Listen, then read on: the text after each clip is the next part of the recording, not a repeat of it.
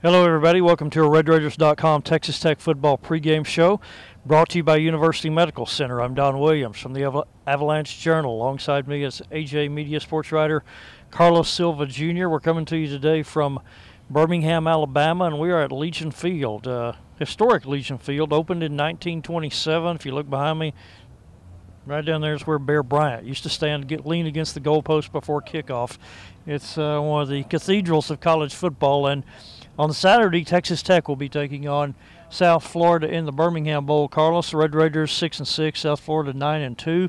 And just moments ago, we heard from Cliff Kingsbury and a couple of Texas Tech players, and Charlie Strong and a couple of USF players. Well, I think the biggest thing is they're just finally ready to play this game, Don. I mean, when you look at what they've been able to do, they've had the off-the-field deals in terms of you go to the Civil Rights Museum, you do the bowling, then of course you do the practices, which Texas Tech was at Hoover, and then of course USF was at Birmingham Southern College, Division III here. They got those two out of the way. As you can see, maybe behind us to the right of us, there's actually a USF players kind of checking out, maybe a little walkthrough here at Legion Field. The one thing I've noticed, and I'm sure you were kind of noticed too, it's just a little bit of precipitation started coming down.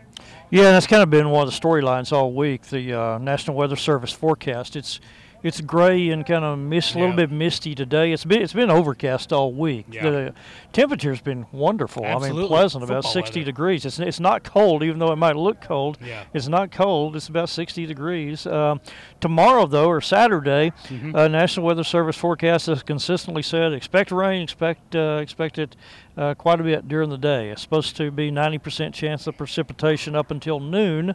Kickoff is 11 a.m. Then chances drop to about 30 to 50% from noon on through the afternoon. Now, it's not like it's supposed to be a downpour. It's just supposed to be, showers and whatnot. But that's been one of the questions the last couple of days was, how will you do with a wet football?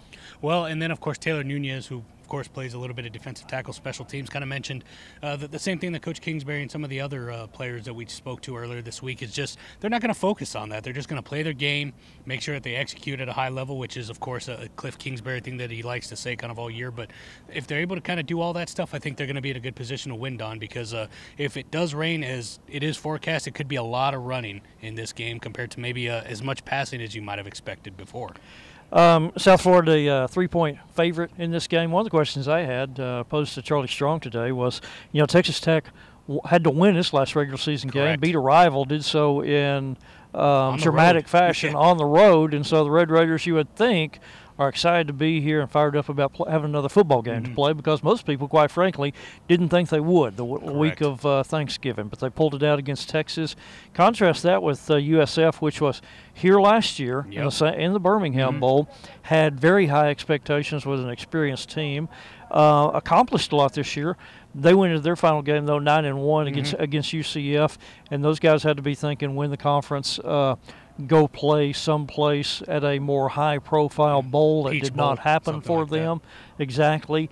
And the question, to Charlie Strong was, what steps did you take to make sure that these guys are going to be ready to play, and excited to play football tomorrow? And I do think that one of the things that kind of maybe insulates them against the letdown is if you look at this roster and you look at the top players on the South Florida Bulls team, a real high percentage of these guys are seniors, guys who have played a lot of football.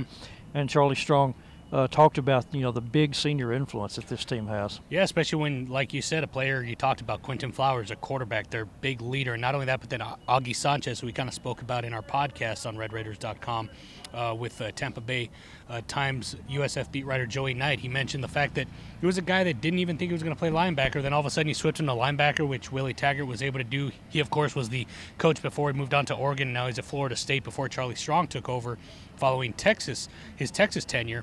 He was able to become the all-time leading tackler. So it just goes to show you the type of workman-type attitude that USF has, and I think it's going to make for a pretty good ball game early on. It's just a matter of, like you said, as the game goes on and maybe as the rain comes down, maybe you'll kind of see the type of want-to from both of these teams, and I think that's going to be the difference is after that first initial surge of energy, when the guys come out fired up, in that second quarter is going to continue to happen. Yeah, the haze in the barn is one of the Texas Tech players said yesterday. Now it's just get ready for game time.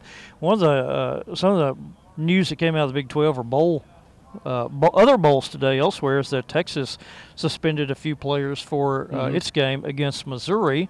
And asked Cliff Kingsbury today, Red Raiders still behaving. Cliff said, knock on wood, hadn't nothing and nothing he knocked bad's on the table happened. too, by the way. He did knock on the table, said knock on wood. All our guys have behaved so far. Said the worst we've had is a player or two here and there being a minute or two late for practice. But and he said earlier this week that everyone who played against Texas physically should be ready to play against USF. So it's a pretty healthy Texas Tech team getting ready going into this one. Which is certainly a good deal because when you think about it, Trey King and Justin Stockton have become a very good 1-2 punch at the running back position. Nick Shipman, who didn't start against Texas but came in and had, as you mentioned, a dramatic throw to Cameron Batson, who is another senior on this team that's very happy to have another one, is going to be healthy. Not only that, but Kiki QT, another guy that you're expecting some big numbers from. But then some other guys that people forget. Quan Shorts is another wide receiver. You got TJ Vasher is another wide receiver that may kind of step up. And then, of course, that defense with Dakota Allen and Jordan Brooks, that's going to be huge for them just to have those two, as David Gibbs has kind of mentioned, them all,